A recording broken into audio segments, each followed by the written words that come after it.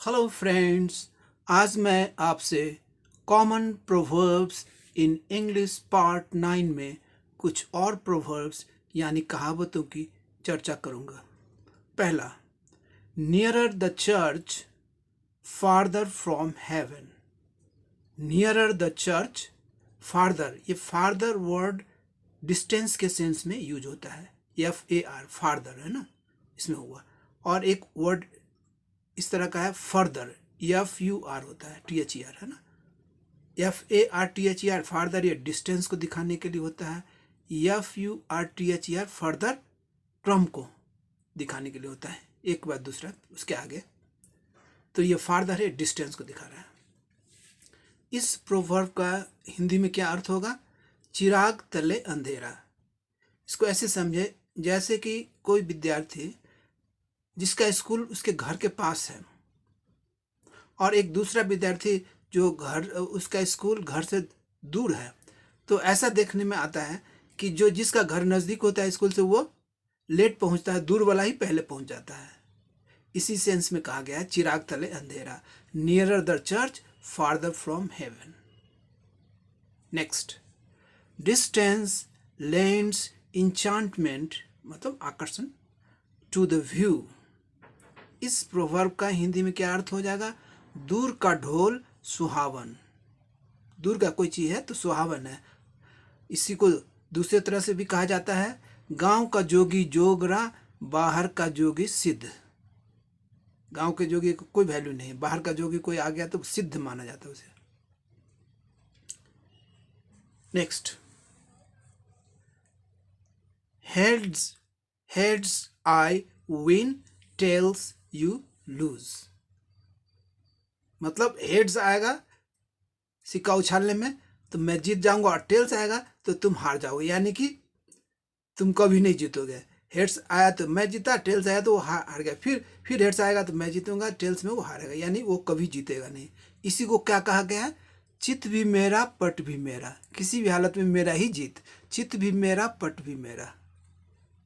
Next, where there is a will, will का मतलब यहाँ इच्छा, देयर इज अ वे।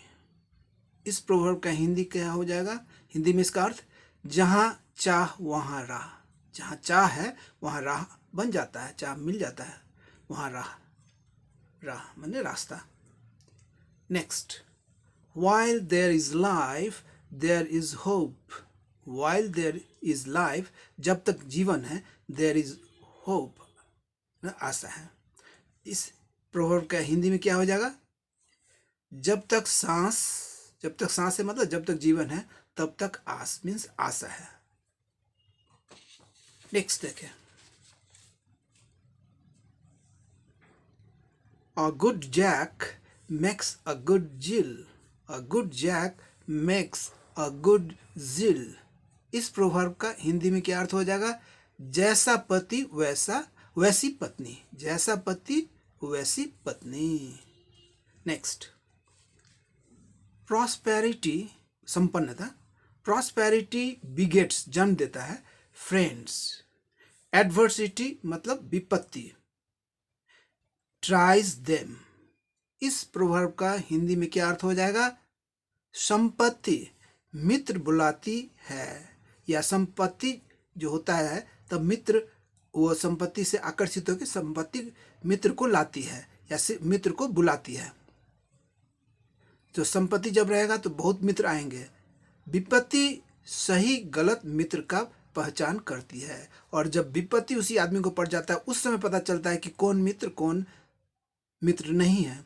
वो सही मित्र का उस समय पहचान होता है विपत्ति में। नेक्स्ट,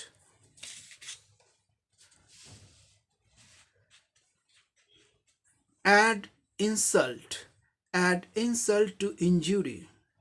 इस प्रोवर्ब का हिंदी में क्या अर्थ हो जाएगा? जले पर नमक छिड़कना। जले पर नमक छिड़कना। Next, add fuel to fire. इस प्रोवर्ब का हिंदी में क्या अर्थ होगा? आग में घी डालना और बढ़ा देना, आग में घी डालना। कुछ और प्रोवर्ब्स देखें। Life is better than bags of gold. Life is better than bags of gold मतलब इसका हिंदी में क्या हो जाएगा? इसका अर्थ, जान बची तो लाखों पाए। जान बची तो लाखों पाए। जीवन का बहुत बड़ा महत्व है, इसलिए जान बच गई तो लाखों पाए, लाखों रुपये पाने के बराबर हो गया। Next, kill the goose that lays the golden egg.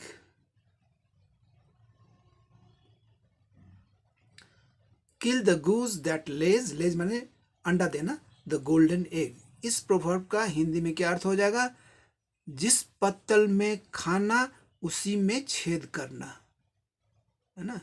जिस पत्तल में खाना, जिससे फायदा हुआ, जो अंडा देते सोने का, उसी को मार दिया। मतलब जिस पत्तल में खाना उसी में छेद करना। ये नमक हरामी हुआ। अब नेक्स्ट देखिए, many hands make work light. इस प्रोवर्ब का हिंदी में क्या अर्थ हो जाएगा? 10 की लाठी एक का बोझ।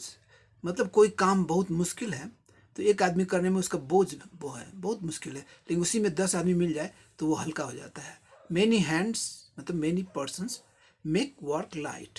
10 की लाठी एक का बोझ।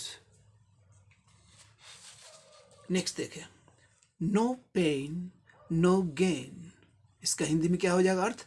बिना सेवा मेवा नहीं मिलता। या इसका सरल अर्थ क्या होगा? यानी बिना कष्ट किए उपलब्धि नहीं मिलती। कोई बड़ी चीज की उपलब्धि करनी है तो कष्ट करना जरूरी है, बिना कष्ट के किए उपलब्धि नहीं मिलती। नेक्स्ट देखिए, if the sky falls we shall catch larks। if the sky falls we shall catch larks। अब ये काल्पनिक सेंटेंस है। अब इसका अर्थ, इस प्रोवर्ब का अर्थ क्या हो जाएगा? न 9 मन तेल होगा न राधा नाचेगी। न 9 मन तेल होगा न राधा नाचेगी। Next, a rolling stone gathers no moss। a rolling stone gathers no moss। इस प्रोवर्ब का 2 अर्थ लगता है। इस प्रोवर्ब के 2 अर्थ हैं। पहला अर्थ, जो इंसान ठहरता नहीं, मतलब दत्तचित्त नहीं होता, किसी चीज पर फोकस्ड नहीं होता, वह जीवन में सफलता नहीं पाता।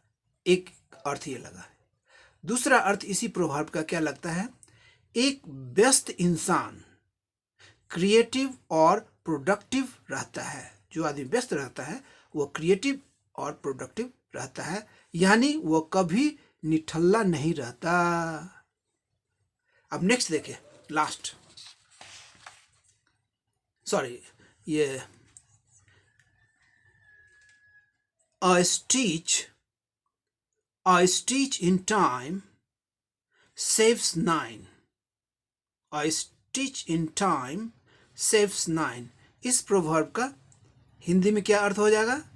समय से किया गया काम बहुत कारगर होता है। समय से कोई काम किया गया तो वो कारगर होता है।